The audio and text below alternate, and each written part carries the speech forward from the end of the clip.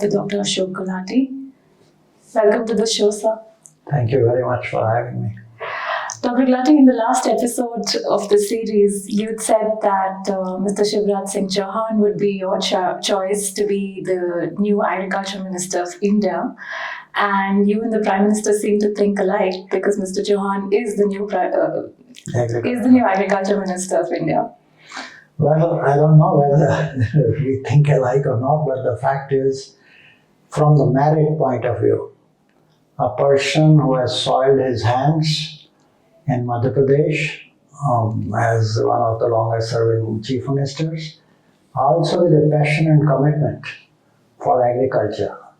There is hardly any other state where during 2005 to 23, which is largely his time duration when he was chief minister, except 18 months in between, the agriculture growth was 6.8% per annum, and the overall growth, GDP, was 7%. So this combo of high GDP growth and high agriculture GDP growth is the most inclusive model which he has set up, and he has proven that. This is the only state in India where the share of agriculture in the overall GDP has gone up because of this high growth in agriculture.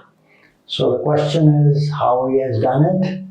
There is an opportunity for him to do a lot of things at the center for the country as a whole, but this is also a big challenge because one shoe may not fit all the sizes. Different states, different cropping patterns, different agriculture, different culture, and he has to look for how he can make his mark. So I feel happy that he is the right choice because he knows the subject. But whether he will deliver and how soon he can deliver, that's a challenge on his plate and an opportunity. Dr. Gulati, let's talk about, like you're saying, the challenge and the opportunity on his plate in terms of what it is that you think he needs to do in the immediate term, what are the things that he needs to do in the medium term, and then, how he looks at it from the long-term policy point of view in Indian agriculture. In the long term, as Keynes said, we are all dead.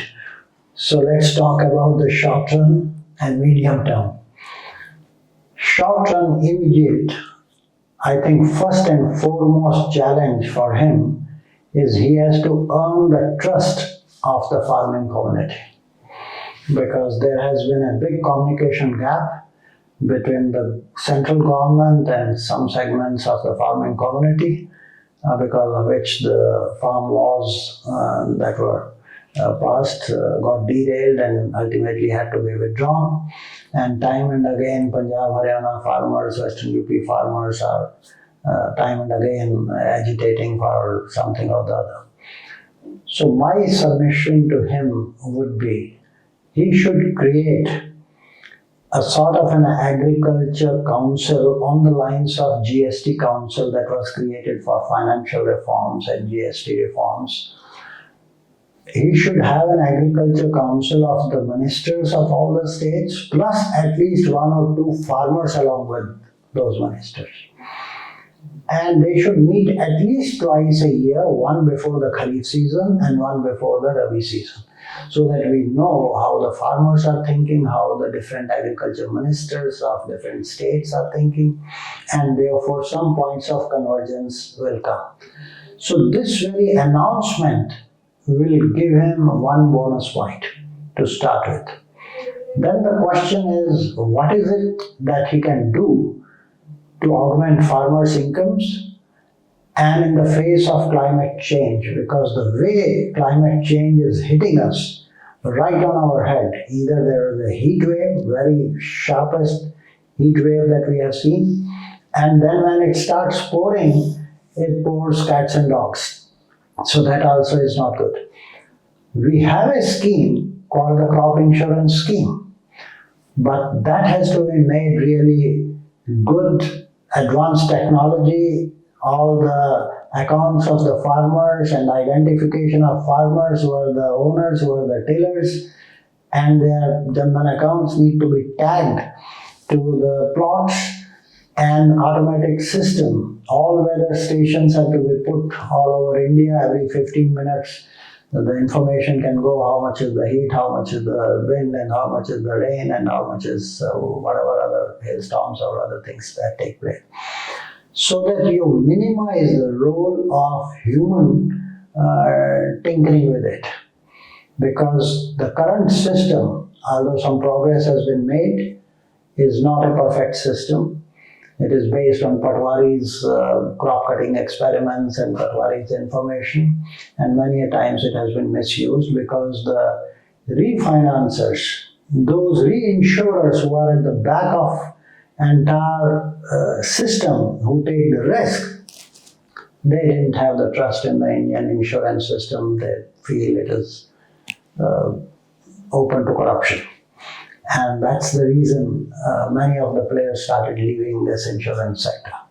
I think he has to bring them back, and he has to fix with high technology, minimum human intervention, and automatic payment, because you would know automatically from these advanced technologies how much damage has been done to this particular village or block level, and then accordingly the payments can be given to their accounts directly, even without farmers asking for it. If we can do that, then I think he has pitched a one big flag that I am for the farmer.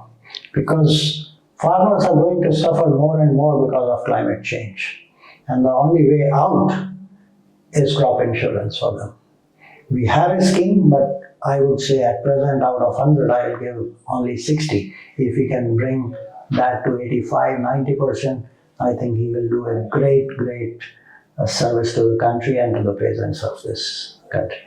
So you're saying two important things. First, you're saying that he needs to win the trust of all India farmers, and the way to do it is to bring in an institution of a council where state agriculture ministers as well as representatives of farmers meet twice a year before the cropping seasons. And the second you're saying is that because of the extreme climate conditions, we need to de-risk the agriculture sector, and the current crop insurance scheme isn't that up to the mark. And so you're suggesting that the use of technology and automatic payments can help de-risk farming for farmers.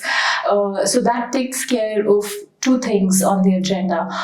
We see so much protests, disagreement, pricing, and so many things that we have been on the series discussing.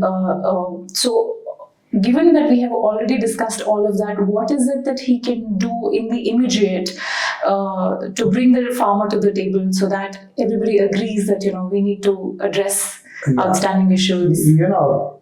Some of the very quickies, and that's the fear, because they have got a little setback on the election side, now distribute money, loan waiver, or special granting.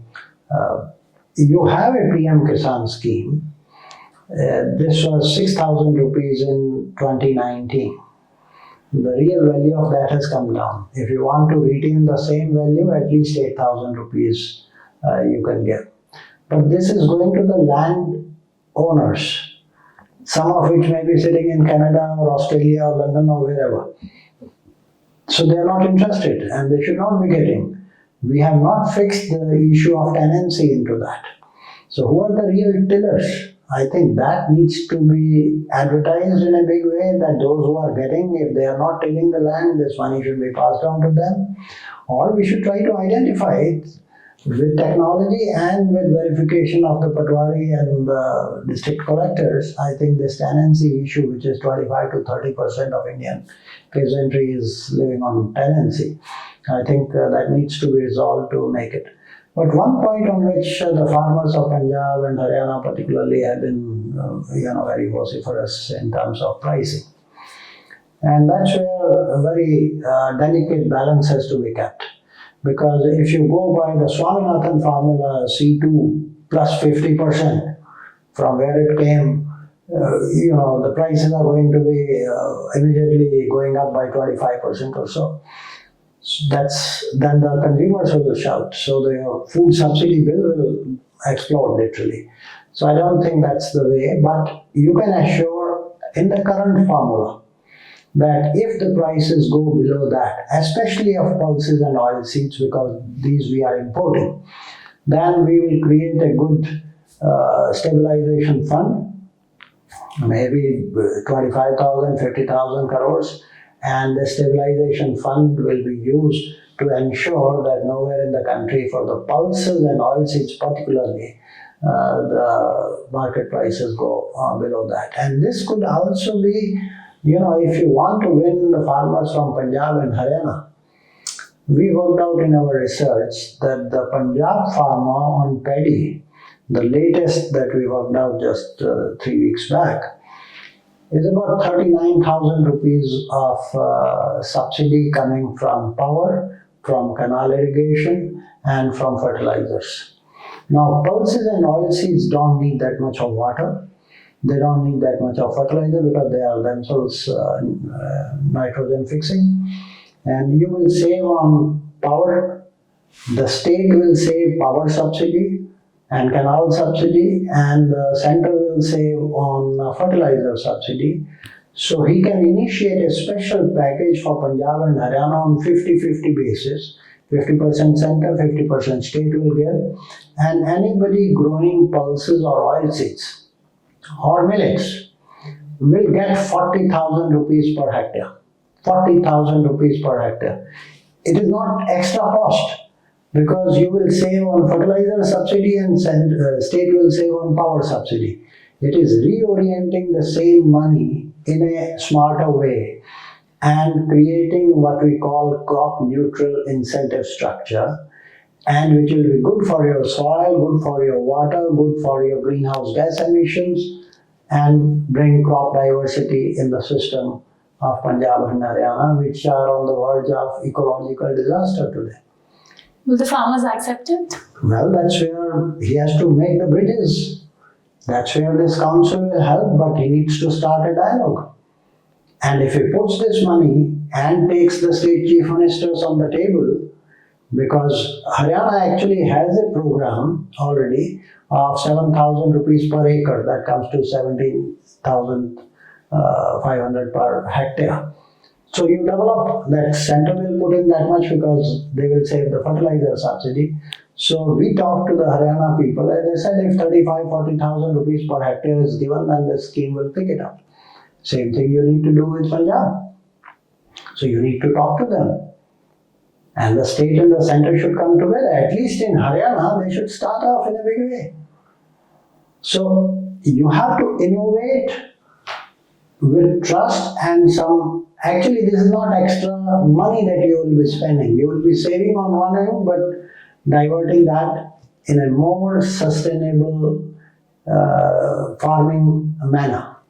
It will be good for farming, more sustainable agriculture, more crop neutral agriculture, more nutritious agriculture, because pulses are more nutritious than wheat and rice.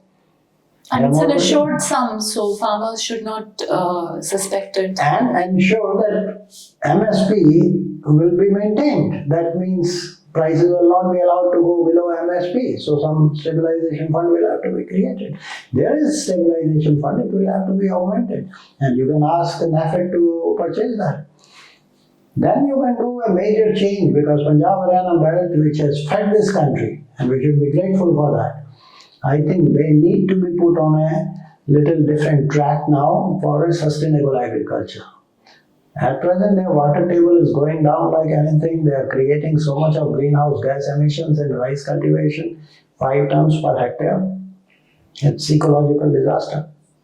And also, you wrote about the ad hoc export bans and sudden decisions on trade policy that affects farmers.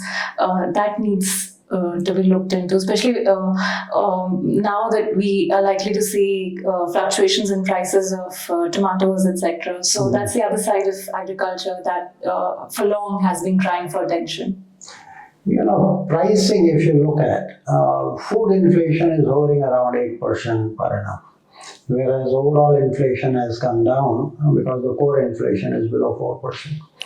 But within food, what is happening? Potatoes are at 55% inflation rate.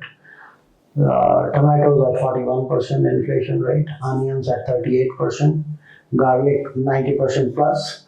So out of the 10 commodities which are contributing most to CPI inflation, 9 are food items. Out of that, vegetables and pulses. In case of pulses, they have taken some stand in terms of importing at zero import duty, and certainly the only thing they need to ensure is that the prices do not fall below our import landed price should not be below the MSP price. So the trade policy has to be dovetailed with MSP policy, otherwise MSP policy has no meaning. Okay, so that is on the trade side, and they have moved in that direction. But on the question of vegetables, who will control these prices? These prices are very seasonal because of the impact of either heat wave or some flood somewhere or some. So it's a natural thing which will get corrected.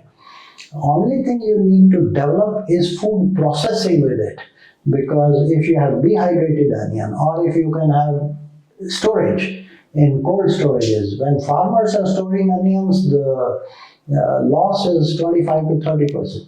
But if the same onions are stored in cold storages, the loss is 5 to 7%.